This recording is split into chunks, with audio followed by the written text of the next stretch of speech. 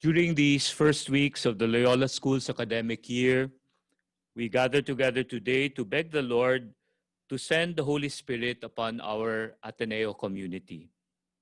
We plead with our merciful Father and His loving Son to pour forth the Holy Spirit on our students, our faculty, our staff, our administrators, on one and all in our community. We ask for the Holy Spirit, who is the love between the Father and the Son. We plead for the Holy Spirit that enlivens and animates the church and all Christian communities. We beg for the Holy Spirit to enter your heart and my heart. Good friends, let us listen to the description from the Acts of the Apostles of the great day of Pentecost when the Holy Spirit was poured out on the disciples. Nagkakatipon silang lahat sa isang lugar nang sumapit ang araw ng Pentecostes. Walang ano-ano'y may ingay na nagmula sa langit na tulad ng ugong na malakas na hangin. At napuno nito ang bahay na kinaroroonan nila.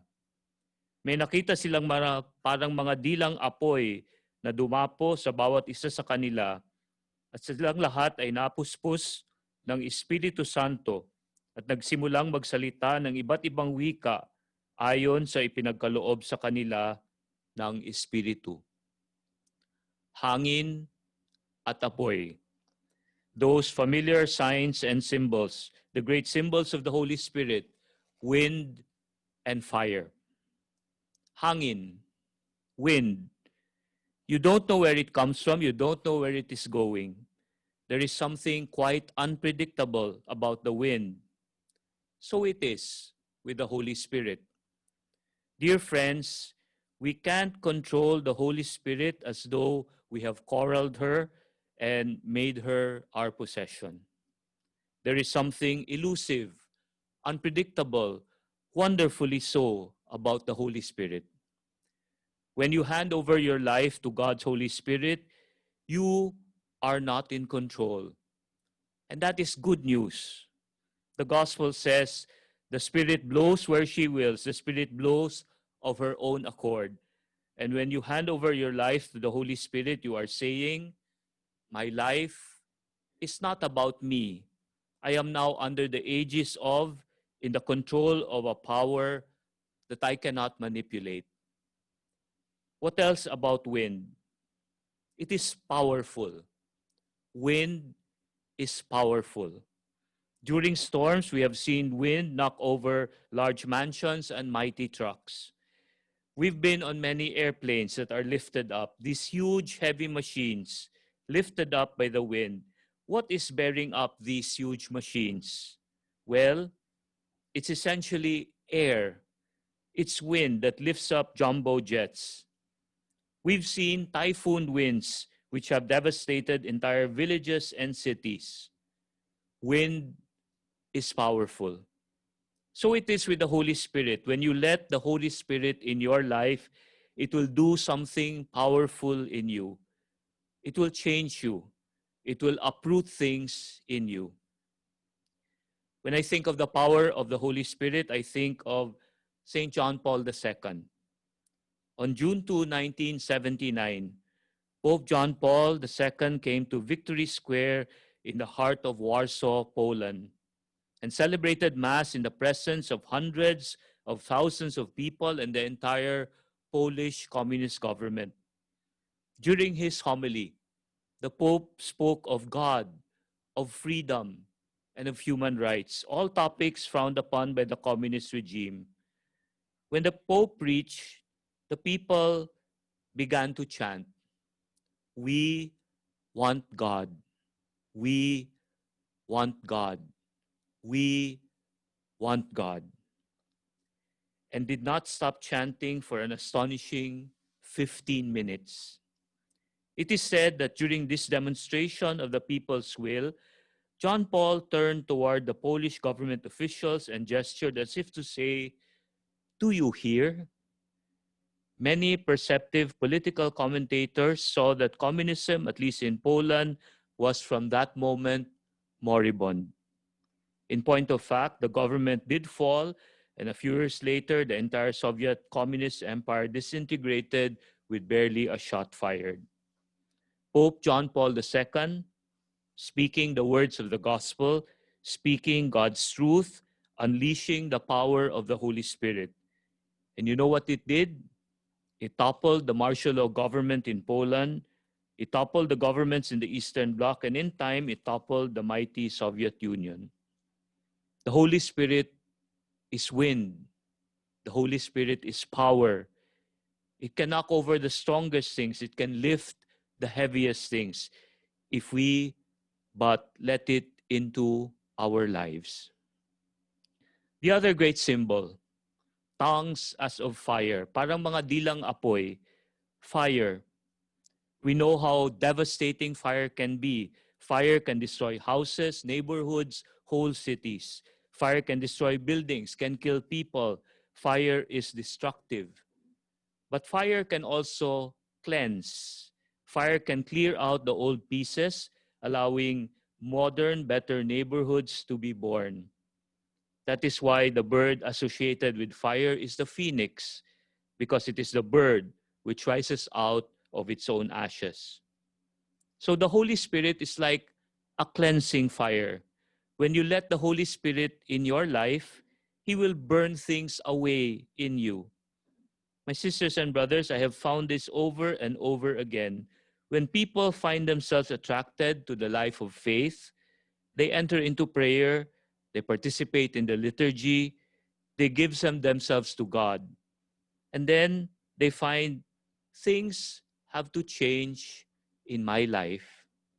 All is not well with me. God wants things change. He wants to burn away my selfishness.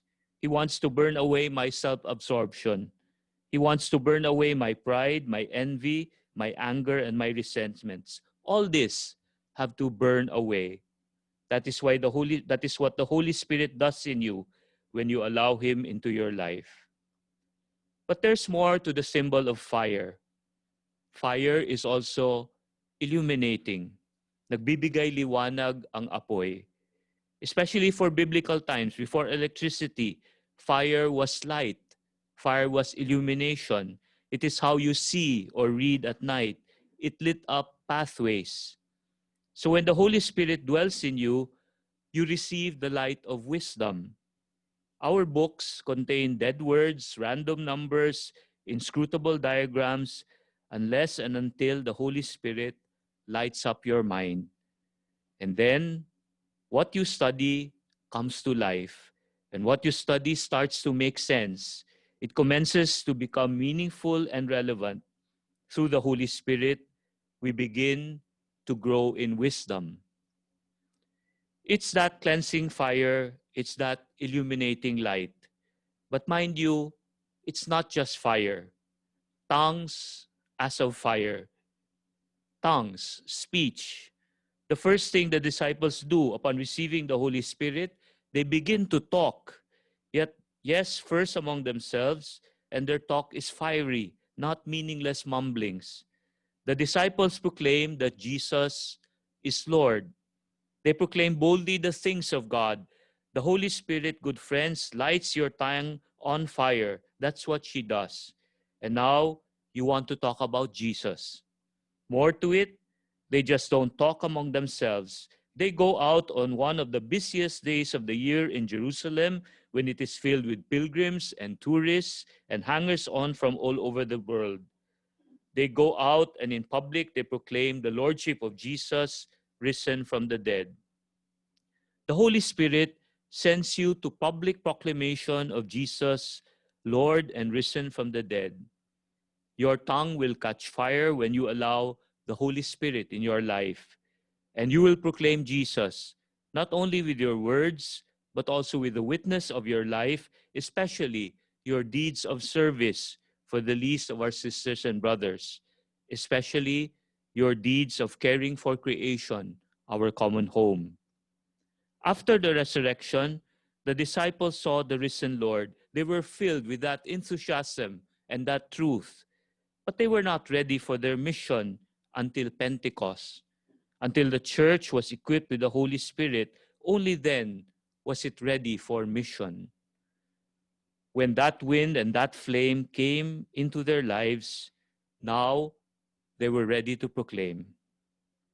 My brothers and sisters in our beloved Ateneo de Manila, today and always, God wants to send the Holy Spirit into your lives. Hangin at apoy.